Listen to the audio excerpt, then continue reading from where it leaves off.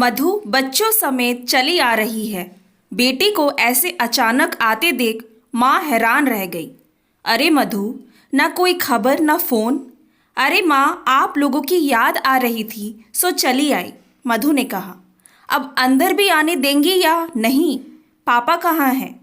काम पर गए हैं, शाम को आएंगे। तुम लोग बैठो, मैं कुछ खाने को लाती हूँ। नमस्ते नानी माँ, बच्चों ने एक साथ कहा। खुश रहो मेरे बच्चों, सब अच्छे तो हो?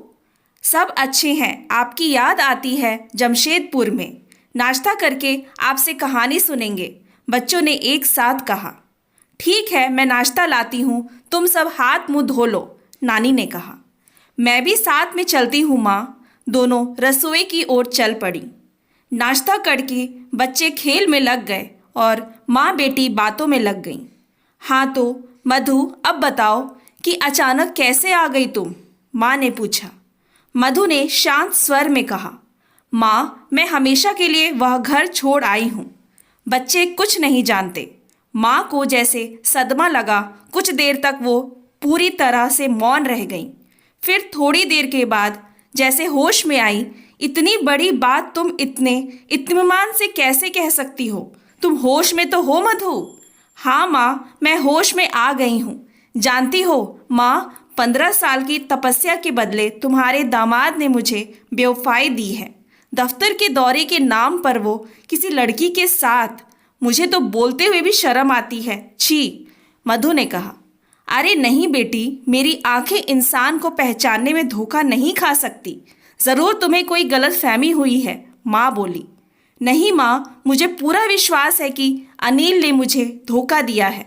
अब अगर आप भी मुझे और बच्चों को बोझ मानकर यहाँ नहीं रखना चाहती हैं तो हम भी चले जाएंगे, मधु गुस्से में बोली। अरे मधु, गुस्सा क्यों हो रही हो? जब तक चाहे रहो, तुम्हारे ही घर है।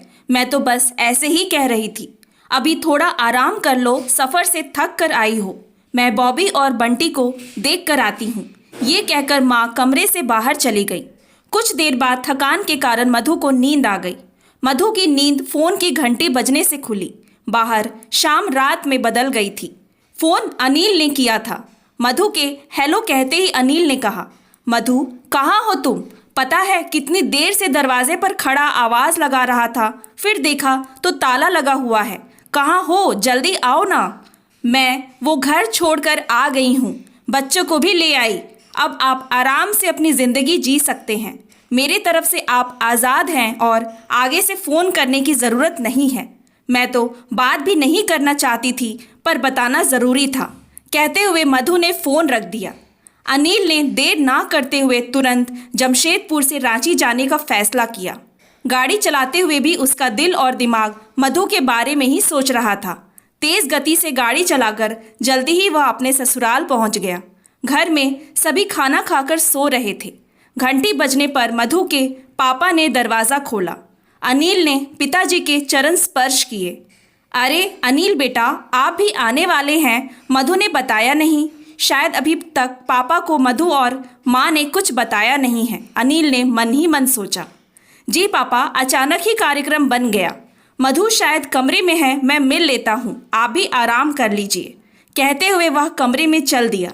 मधु सोई नहीं थी, कमरे की बत्ती जल रही थी। बच्चे नानी के साथ सो रहे थे।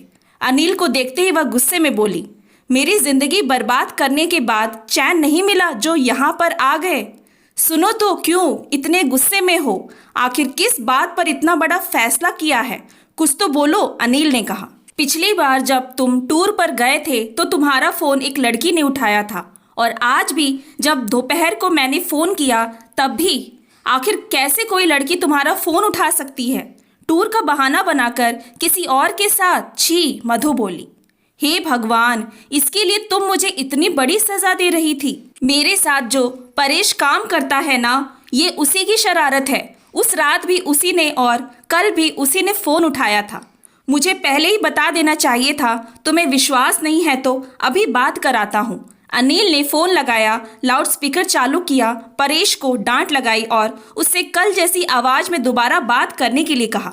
मधु सुनकर हैरान रह गई। ये वैसी ही आवाज़ थी जैसी उसने पहले सुनी थी। उसकी आंखों में आंसू आ गए। अनिल ने कहा, माफ़ी मांगने की कोई ज़रूरत नहीं है। मैं तुमसे बहुत प्यार करता हूँ और अपने जीवन में तुम्हारे अलावा किसी और की कल्पना भी नहीं कर सकता। अब कभी भी कोई बात हो पहले मुझसे पूछना, फिर कोई फैसला लेना और घर छोड़कर आने की सोचना भी मत, समझी? कहकर अनिल ने मधु को गले से लगा लिया। मधु ने भी अपने कान पकड़ लिए और आगे से शक करने से तौबा कर ली। कई बार हम बिना सच जाने गलत फहमियों के शिकार हो जाते हैं और हमारे रिश्तों पर इन सब का बहुत ही गलत असर पड़ता है। अतः बिना सच जाने कभी किसी नतीजे पर नहीं पहुंचना चाहिए। बातचीत से ही समस्या सुलझाई जा सकती है। Thanks for watching. Please like and subscribe my channel.